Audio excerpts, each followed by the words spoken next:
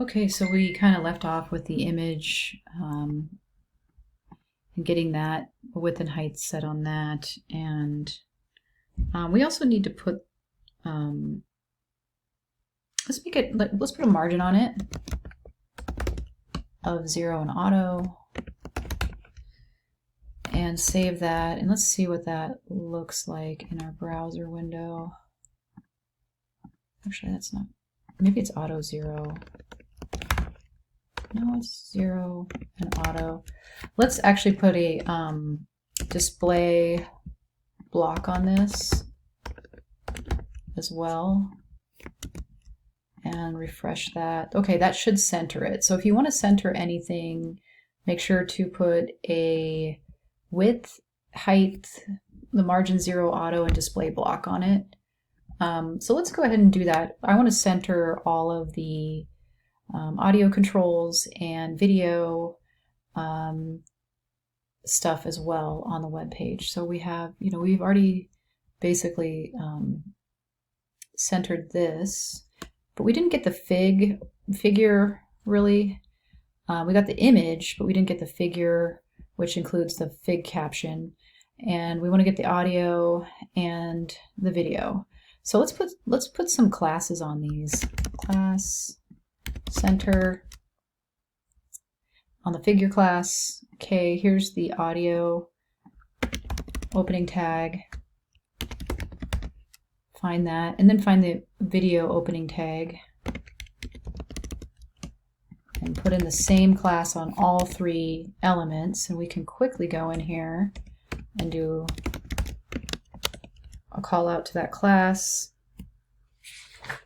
Let's make it display block, much like we did the other one.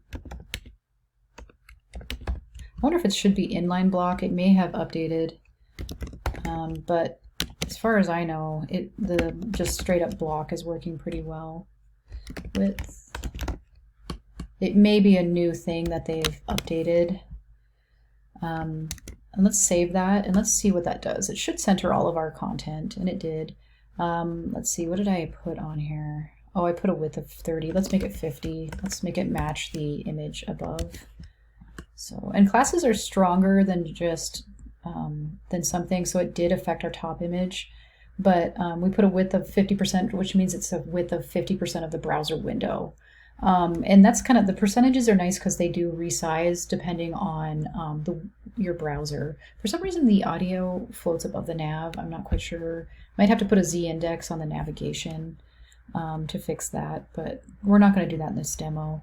Might be something you want to look into later on if you decide to use this code for your hand-coded website, which might be a good idea. So, because you don't have to style the navigation, and you can reuse at least the HTML semantic HTML. Okay, so let's go ahead and go into the HTML. This is the last thing we're going to do. We're going to go into the footer. We're going to delete the contact p tag, and let's put in a div tag. Let's just copy paste this twice and save that, and then let's go into here and we're going to call out the div tag, all 3 of them, because they all have the same name. And actually, we could even go into more specific, just in case there was another div tag somewhere else in our HTML, which there actually isn't, but we could just get the footer divs by doing footer div like this. And then let's put the background color to gray. Let's put a height of 100 pixels on that. I'm just going to experiment with this. Width of 33.3, because we have 3%. Because we have 3 of them, we want it to all add up as close to 100%, which is the width of the window, the browser window. And then we want to float everything left. And this is a great way of getting those divs to stack on top of each other instead of, or next to each other instead of on top of each other. So if I do a control click and inspect, I can use the inspection tools within the Google Chrome browser, and we can see that this div right here, we can see our HTML down here. This is the first div, this is the second div, and it's highlighting in the browser window there, and this is the third div, and they are all floating next to each other instead of being stacked. So if I go into Sublime and I remove all of this styling and save it, and refresh, you can see that, well, it's not showing up for one thing. It does need at least a height on it for it to show up. But if I go back in here, you can see, oh, and we probably should put a background color on it too, so it shows up. Sorry. But if I remove the display block and the width, it will not do the same thing. They just stack on top of each other. So here's the first div, second, third.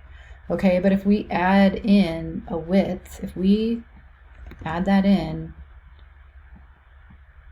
the 33.3%, and we float things left, that should make our divs float next to each other. And that's exactly what happened if we check in the inspector here. And we can click on one of these and we can see our footer div CSS here. So if I take any of these off, I can do it here too.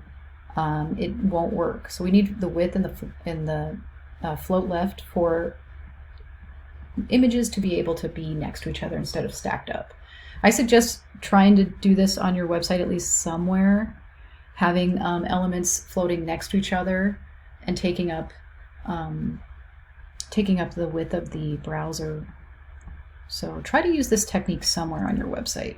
Anyway, that is basically the gist of the CSS.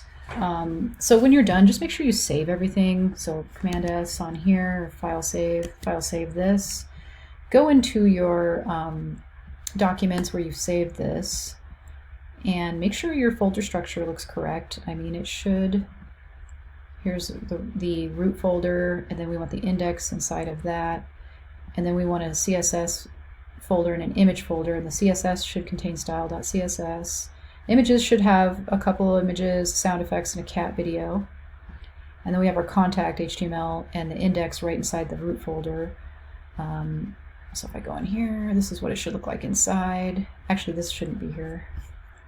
So ignore that, don't have that there. It should be in your images, and your CSS should look like that. So go ahead and zip this up, so control click, compress, and turn that in for the HTML CSS demo. And I do apologize for that being such a long demo. I'm kind of realizing it probably should have been split up over 2 weeks, but this is the first time that I've been teaching this class in this particular manner, so just kind of working out some of the kinks, but thanks for bearing with me. Also, quick note, this is going to be probably some of the hardest weeks of this class. It is going to get easier as we go.